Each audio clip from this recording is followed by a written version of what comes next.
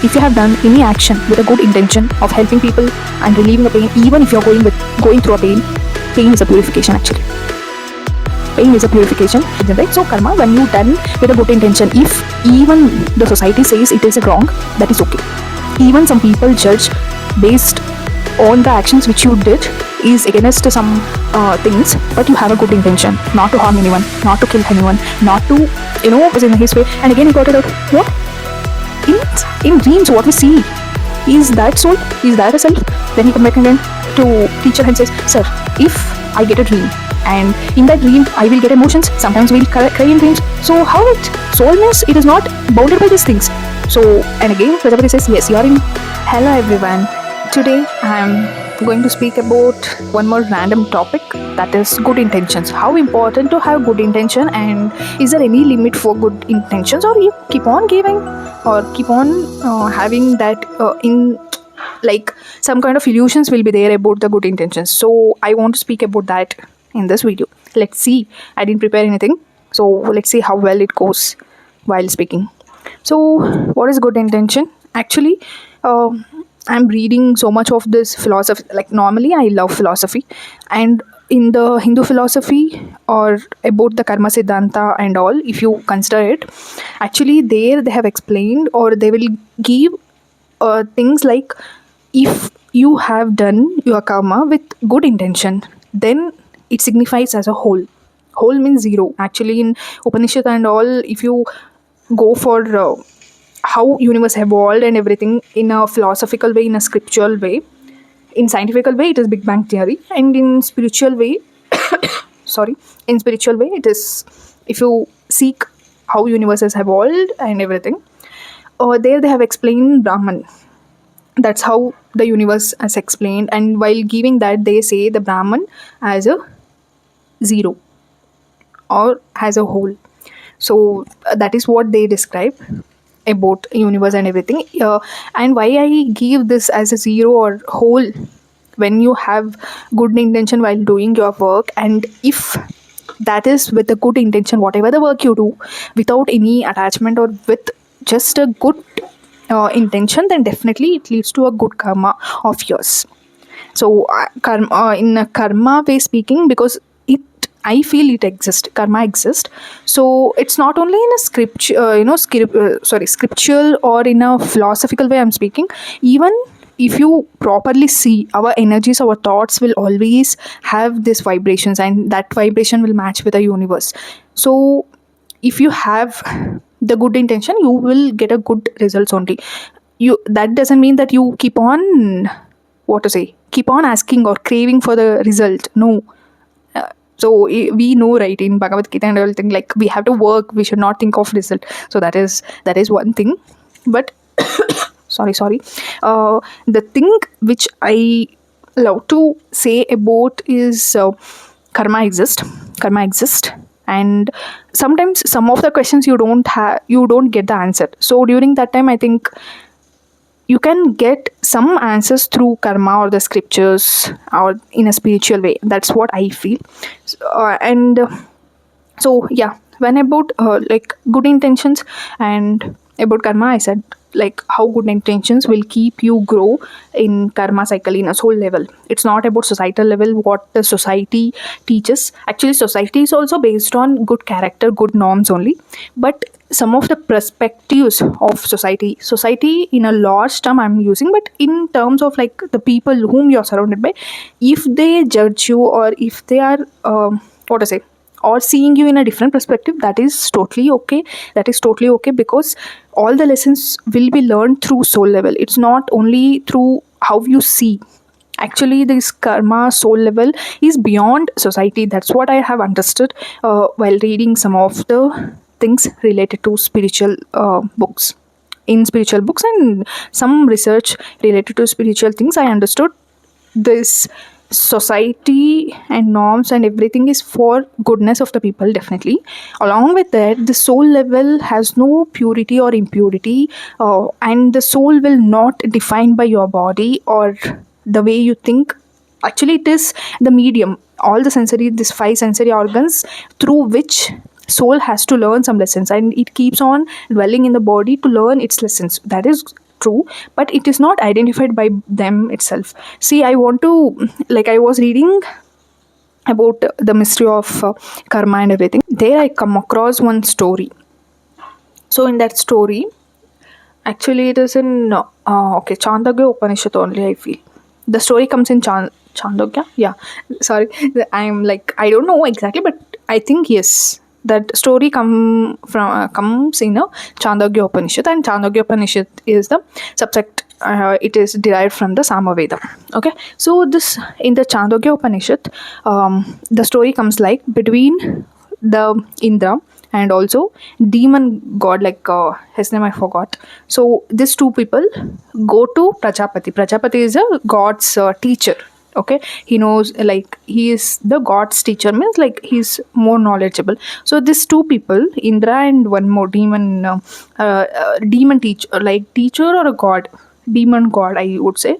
So these two people will go and ask Prajapati about what is self, what is soul. Okay, I'm going with good intention to soul and karma, everything, but I think this whole story connects to the same thing. Okay, when they go and ask about the self, Prajapati says self is nothing but what you see. If you see eyes to eyes, like if you see in your own eyes, what you see in another person or what you see to yourself is what is the self or the soul. So these two people will ask again. So what is about in the mirror and water? If we see ourselves in mirror and also water, what it signifies? So what it says? Can we see ourselves in the mirror or water? So Prajapati says yes, definitely you can see in the mirror as well as in water. So what they will do? They will see in the mirror, see in the mirror or water. They saw and say, "Oh, we saw our own self, and it has hairs also, it has nails also," like that they will say. So Prajapati says, yeah, you wear some good dress and see again. So they will see again and they will tell, sir, we have seen our own self with good dress, good pair of dress and everything.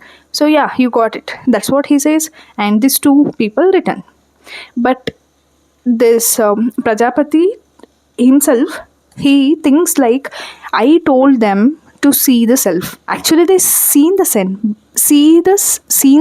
and the soul, but they didn't understand. They didn't able to accept what actually they have seen.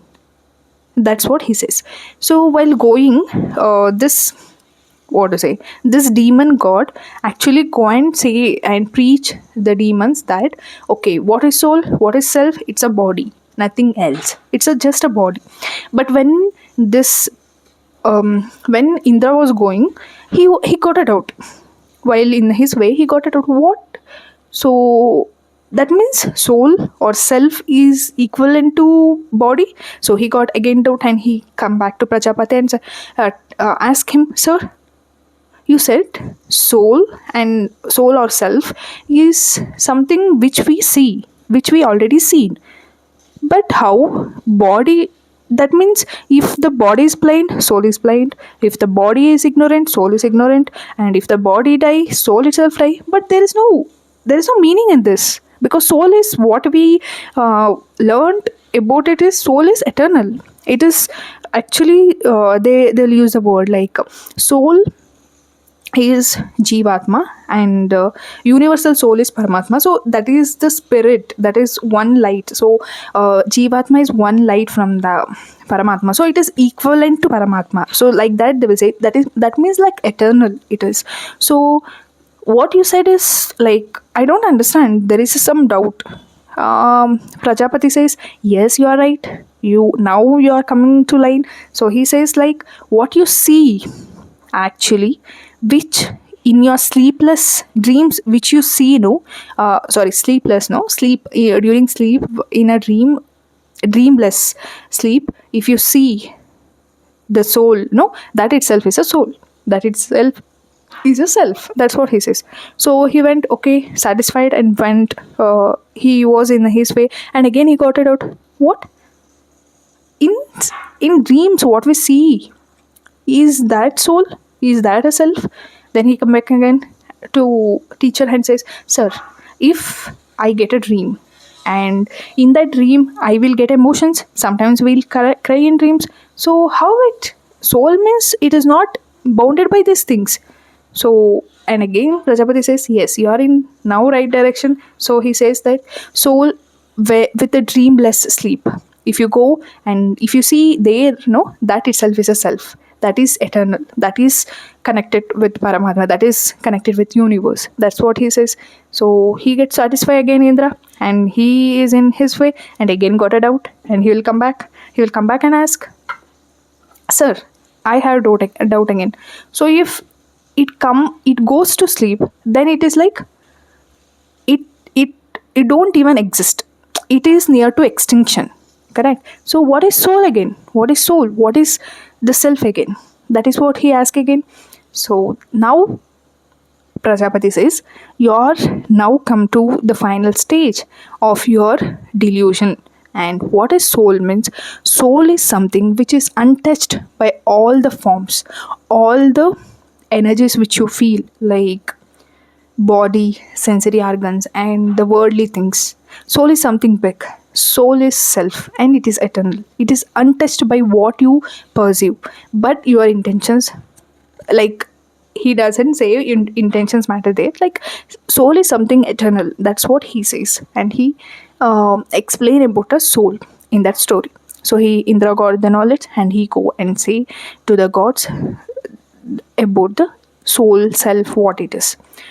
So what we understand in this story, why I gave reference to this story, is that karma or this soul level lesson doesn't only define by your body things or your nature which you are surrounded by. It actually, whatever the intentions you have defines or molds into karma, and that leads to your soul's lesson. And I have to burst one more myth here. Karma is not, definitely not a tit for tat, or it is a bad thing. No, you will get punishment or reward. It is not, karma is not reward or punishment that can be seen in a superficial level, correct? And in reality, in practically, people, when we are going through some pain only, we will remember, okay, karma, correct? And also we don't, even when we are getting rewards, we don't remember so much of karma, but we only says that when we are in tough times only, we will feel, okay, this is karma, my karma. So that signifies that it is a bad karma. We always use that as a bad karma. No, it is not like that. Actually, karma is nothing but the reward or punishment. It is in superficial level, like in a humans with conscious. When we see that itself, we feel like, okay, karma is nothing but just a reward or the punishment. No, it is not only that. Actually, karma is a in simple term, karma is a lesson. Karma is a lesson. Till your soul learns the lesson, it keep on repeating. That is what all the Upanishads, Vedas about the karma, like karma siddhantas, and even Bhagavad Gita, and one more, I don't know, Yoga Vasisht. I forgot that one word. So even that Shastras and even Jain philosophies, Buddhism, and everything says this only. Okay, till the soul learns the lessons and it has some awareness, till to that point, the karma will keep on repeating, the pattern will keep on repeating. You see by your own self. That is where the conscious comes to picture. Okay, conscious is important. The bandwidth of the conscious and the frequency of the conscious is important. Then only you can understand soul level lessons. And when you integrate soul level lesson, you will stop observing same kind of pattern in your life. So if you see in majorly in relationships or majorly in your own life, you will see some patterns. And if you keep on adjusting for it without learning or without integrating lesson, which, and you stop the growth of the soul, no, because of the circumstances and everything, so then it is very difficult consciously integrate that to integrate that kind of lessons on soul level. So what I wanted to say here, again I missed the line, I feel I paused. So it's a good intention, right? So karma, when you done with a good intention, if even the society says it is a wrong, that is okay. Even some people judge based on the actions which you did, is against some things, but you have a good intention not to harm anyone, not to kill anyone, not to, protect some bad intentions. If you don't have any bad intention, if it is for good intention and serving people or helping people, or what to say, and it should be in a good way, not like I remember one more this philosophy, this utilitarianism. It's not like utilitarianism is actually good, but some people use it in a not proper way. So that's the thing. Like what I am saying here, the good intention, it should be pure. It should not harm any people. It should do good only to the people. So then that level of karma is always leads to good karma, and it becomes zero. Okay, it becomes zero, that you are ready to learn the lessons in a soul level. That is what the good intention thinks. Even if someone is judging you based on that, it is okay, completely okay, because karma or the soul lessons will not be taught through other person, like the teachers, or in spiritual sense, yes. But what I'm saying is like the people who judge, no, they can't teach you that way. That way I'm saying, if you're judged also, that is okay, but if your intention is good, then you are pure in all the form. And if you are getting pain because of your good intention, uh, it might be philosophical now, but through my own experience I'm saying, you might say that, what own experience? Like normally I will be having 25 years, 25, 26 years of life. So what she have seen in life, and how can she say it, like with her own experience or something? You can ask the doubt, that is certain. But some kind of experience has no age. That's what I feel. Just because you're old doesn't mean that you are fully wisdom oriented people. And just because I am saying all this, that doesn't really mean that I am so much wisdom oriented person and I know most of the things. Nothing like that. I also learning everything, but through my own experience of life in a very painful way in some situations, I made to go through and learn some of the spiritual things, and learning or unearthing, uncovering the mysteries. Then I understood that if you have done any action with a good intention of helping people and relieving a pain, even if you're going through a pain is a purification actually.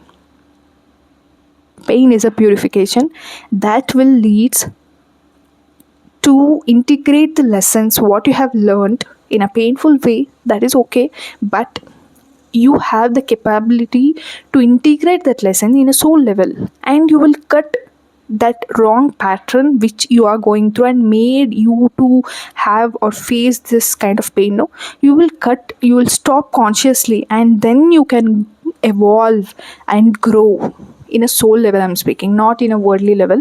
Definitely in worldly level something difference will be there, and worldly success is something different, we all know. But as I always keep on, I think how many times I give in videos about this one quote from Bhagavad Gita, I don't know. The thing is like worldly success is very easy to achieve if you concentrate, and there will, with a competition, if you can say that what worldly success is so easy, why we are not able to achieve. It's not like that. What I'm saying is, in Bhagavad Gita it says that worldly success is really easy to achieve, but what is difficult is knowing yourself and your soul. You take a practical example. Do you know all the things about yourself? You know why sometimes you feel sad? You have answer for it. You know the pattern. So this is what it is. This is what it says. It is important to know yourself, and it is difficult too. It is not so easy. And in this story only, the Indra story, so why Prajapati, like he would have said, explained at first only why he made them to come back and listen, because awareness and consciousness is so difficult to attain. If you have not, if you are not in that level of evolution, then definitely what you feel is like, okay, this is something which I couldn't comprehend, so I leave it for here. I will leave it, and I will you know able to integrate what I know in a superficial level. But it is something beyond. So only you see, many people will say this Upanishad and also many scriptures, not only Hindi philosophy or any like Buddhist philosophy or any philosophies, or normally Western philosophy, Eastern philosophy, every philosophy is somewhat mystic, correct? Somewhat like, it is very difficult sometimes to understand and comprehend the idea of that core principle of the philosophy, correct? Why? It is because not everyone is capable of reaching that consciousness, but whoever reaches made it simple. If you see so many people who had achieved so much in spiritual sense, they kept the language in a very simplistic manner, correct? Simplistic manner, and able to make us understand. So that is so much important, I would say. That is also good intention. That is also good intention that made at least common people like us to able to understand nowadays, because of the sources they have written in a very simple language than the mystic language of philosophies. So that is one thing. So all whatever I said here is that sometimes we keep on having the regret of some attainment which we couldn't get even after having the good intention, and we feel pain for it. Because when you done with bad intention, and when you does something, expecting something, or um, or fulfillment or attachment towards yourself, then definitely it might leads to some kind of bad karma or kind of bad thinkings in your life. But if you done something in a very good intention to make someone happy or some people happy in a good sense, in a broader way, then definitely, even if you get pain, don't ask why. It's normal to ask why me, why I have to go through this. All these questions will arise, but remember, pain is always purification. If you are having a good intuition, good intention, then you have a pure soul. You have the ability to make some people or help some people. That heart itself is not there in today's world. So if you are going through pain because of your good intentional work also, that will always reward you in one way or the other way. See, even in pain sometimes you feel very strong. You will come back like a phoenix. Why why It's just because your good intention will always rewarded by universe, or in terms of karma, or in terms of universe, the vibration will always touch the universe. That's what I understood through my own experience again. So this is about, like, if you're going through pain because of your good intentional work, and some people are judging and telling you only wrong without even understanding you, or without even understanding your intention, then let them do, let them judge you. It's none of your business. See, truth should only be found. Truth can't be explained, okay? Can't be told. It can be found. So you can't tell people what you actually is. It's their consciousness, it's their bandwidth to understand what you are. It's none of your business to make them understand what you really are. And don't give so much importance to the people who judge you, who says you wrong, who keep on judging you what you have done. Keep them away. That's most important. See, in life, all vibration, all energies are important, and that should be in positive. When, see, your mind will create reality. That is important. That is the truth. Your mind have the capacity to create the reality. If you are dwelling with negative emotions because of some people or something, then it will create negative reality to you, not the positive one. What you think is only you become. All the people in psychological way also, in philosophy way also, in Hindu philosophy, in Buddhism, everything. Mind is something which can create anything. What you think only you will become. Swami Vivekananda says the same, right? He always says that what you think only you will become. How profound it is.